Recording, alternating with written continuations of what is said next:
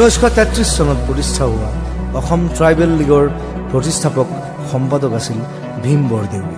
British সাম্ৰাজ্যৰ ষড়যন্ত্ৰক মষিমূৰ কৰি অসম তথা অসমীয়াৰ অস্তিত্বৰ সুৰক্ষাৰ অৰ্থে তেখেতে লৈছিল প্ৰবল ভূমিকা।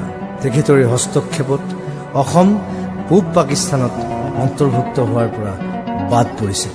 তেনে মহান নেতা কাজি পাহৰণি ঠেলি কৃতিত্ব দিছো কাক আমি চাচোন নিজক সুধি চাচোন